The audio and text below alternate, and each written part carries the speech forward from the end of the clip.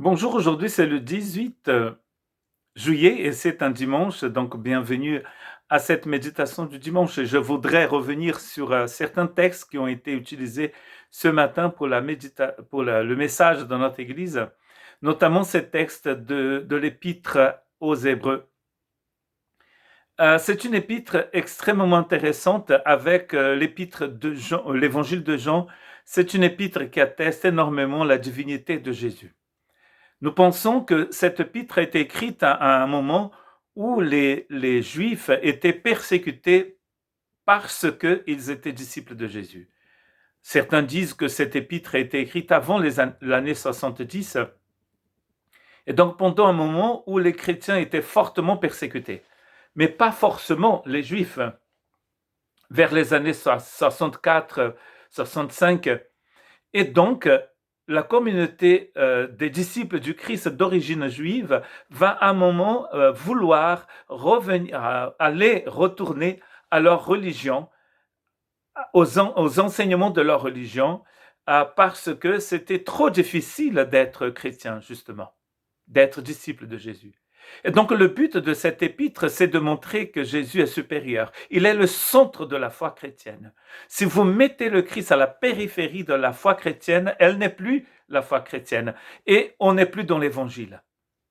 Et le texte du chapitre 3 et 4 va nous parler du repos. Mais avant, dans le même chapitre 3, par exemple, dans la première moitié du chapitre 3, on va écrire pour montrer que Jésus est supérieur à Moïse. Dans le chapitre 2, il est supérieur dans le chapitre 1 et une partie du chapitre 2, il est supérieur aux anges parce que lui-même est le créateur des anges, n'est-ce pas?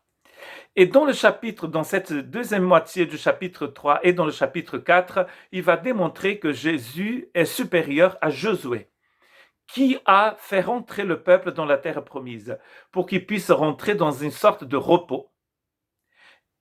Et voilà ce qu'il va dire à propos de ce repos. Faites attention, frères et sœurs, qu'aucun de vous n'ait un cœur mauvais et incrédule, qui le détourne du Dieu vivant. Au contraire, encouragez-vous les uns les autres chaque jour, aussi longtemps qu'on peut dire aujourd'hui, afin qu'aucun de vous ne s'endurcisse, trompé par le péché.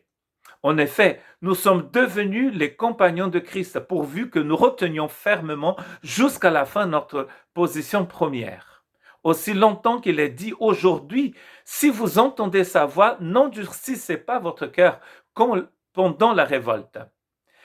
Qui s'est en effet révolté après avoir entendu, n'est-ce pas tous ceux qui étaient sortis d'Égypte sous la conduite de Moïse?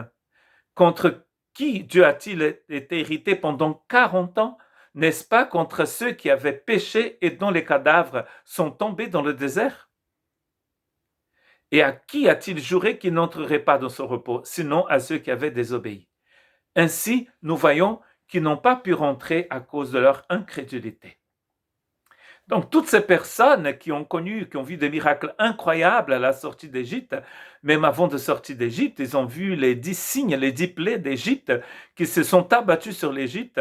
Et en fait, même après avoir vu ça, avoir vu la traversée de la mer Rouge, avoir bu de l'eau potable, là il n'y en avait pas, avoir bu de la viande qui tombait du ciel, mangé de la manne pendant 40 ans, ils n'ont pas cru.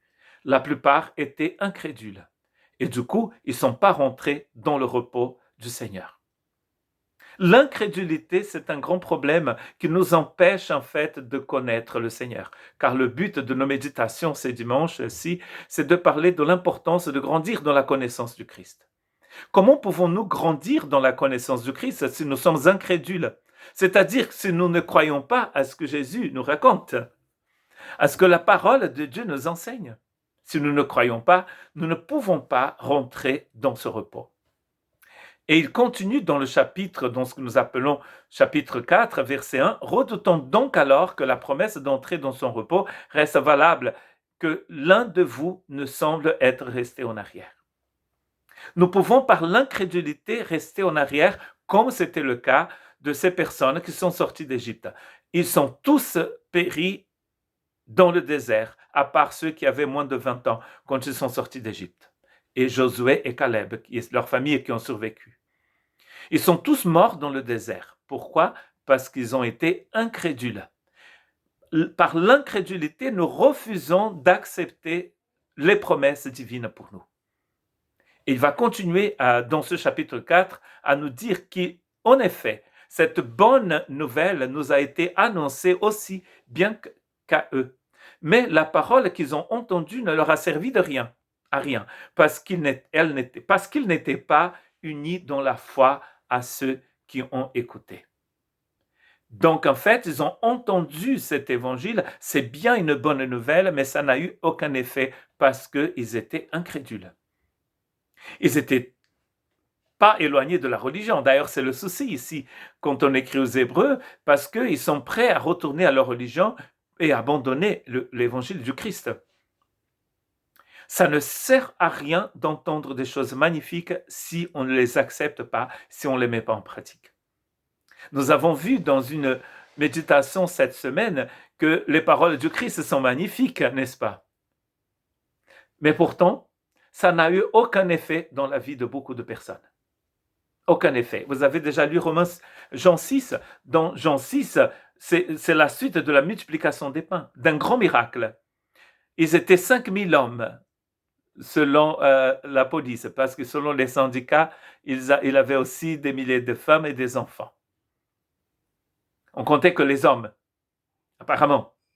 Et donc, vous voyez, ils étaient très nombreux. Le lendemain, quand Jésus commence à parler en disant qu'il était le pain de vie, ils vont dire à la fin de son discours, ils vont dire, oh là là, mais ce discours est trop dur. Et ils vont s'en aller. Et je disais ce matin que plus Jésus prêchait, plus Jésus disait la vérité, plus son église se vidait. Si on voulait vider une église à l'époque de Jésus, il fallait prêcher l'évangile. Et peut-être qu'aujourd'hui, c'est pareil. Quand on prêche l'évangile, les églises se vident, n'est-ce pas, dans certains endroits. Parce que parfois, nous n'avons pas envie d'entendre la vérité. Nous voulons envie d'entendre notre vérité, mais pas celle de Dieu. Et ça, c'est un grand danger. Donc la parole est magnifique. La parole annoncée par les prophètes, elle était magnifique. Celle annoncée par le Christ, la même parole d'ailleurs, et par les apôtres, elle est magnifique. Mais quand on ne veut pas accepter ces paroles, elles n'ont aucun effet sur nous. C'est comme cette graine qui est tombée au bord du chemin. Elle a été mangée par des oiseaux. Elle n'a rien donné. Dans le chapitre 4, verset 7, il dit « C'est pourquoi Dieu fixe de nouveau un jour, aujourd'hui, en disant bien longtemps après par David, cette parole déjà citée. Aujourd'hui, si vous entendez sa voix, n'endurcissez pas votre cœur. N'endurcissez pas votre cœur. » Et cela est écrit dans le psaume 95, versets 7 à 8. Et c'est cité ici dans Hébreu. Très intéressant, il dit ici que le jour de rentrer dans le repos de Dieu, c'est aujourd'hui. C'est pas demain, c'est aujourd'hui. Donc ça veut dire que chaque jour de votre vie, c'est un jour pour rester dans le repos du Seigneur. En effet, celui qui entre dans le repos de Dieu se repose lui aussi de son activité, tout comme Dieu s'est reposé de la sienne. Empressons-nous donc d'entrer dans ce repos, il dit ici, afin que personne ne tombe en donnant le même exemple de désobéissance. En effet, la parole de Dieu est vivante et efficace, et la parole de Dieu est tout dont vous avez besoin. Plus tranchante que toute épée est à deux tranchants, qui pénètre partout, esprit, âme, tout. Ce que nous voulons, c'est en fait de vivre un réveil. On parle beaucoup de réveil de nos jours, n'est-ce pas? Et je pense que quand j'étais gamin, on parlait encore davantage. Et dès qu'il y avait un truc nouveau, dès que par exemple on avait un genre de mode intéressante, les gens disaient waouh, c'est le réveil. Et tout le monde vient parce qu'il y a beaucoup de puissance. Et même on dit aujourd'hui c'est la soirée des miracles. Et Dieu n'a pas dit qu'il allait faire des miracles, mais nous on a mis dans notre agenda que c'est une soirée de miracles. Je ne sais pas qui va faire les miracles, si c'est les gens, je ne sais pas qui c'est. Et peut-être Dieu n'est même pas d'accord. Mais ils ont déjà annoncé qu'il y aura une soirée de miracles.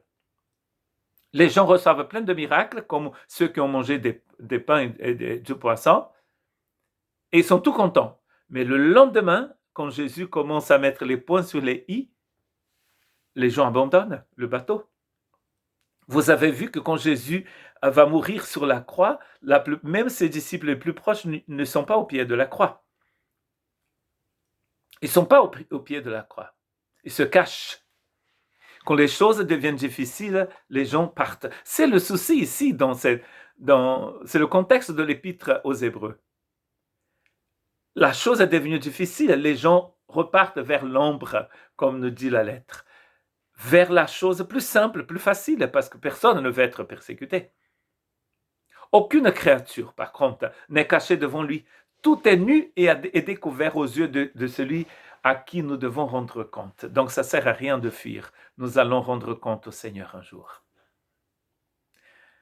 Et ce chapitre 4 qui parle de ce repos où nous rentrons, nous reposons, nous laissons Dieu agir, Dieu travailler, nous lui faisons confiance, finit de cette magnifique façon, dans le verset 14, 15 et 16 du chapitre 4 de la lettre aux Hébreux. Ainsi, puisque nous avons un souverain grand prêtre qui a traversé le ciel, Jésus-Christ, le Fils de Dieu, restons fermement attachés à la foi que nous professons. Ne soyons pas rebelles et n'essayons pas de trouver la facilité parce que ça ne marche pas. Parce que quand vous construisez une maison sur le sable, dès qu'il y a une tempête, elle s'en va. Il faut construire toujours sa maison sur le rocher. Et le rocher, c'est Jésus. Donc ça veut dire qu'aujourd'hui, comme il dit, jour et nuit, tous les jours de votre vie, vous devez rester attaché au Christ. Et ça ne sert à rien de faire recours à la religion. Parce que la religion, c'est comme cette maison construite sur le sable. Dès qu'il y a un souci, elle part.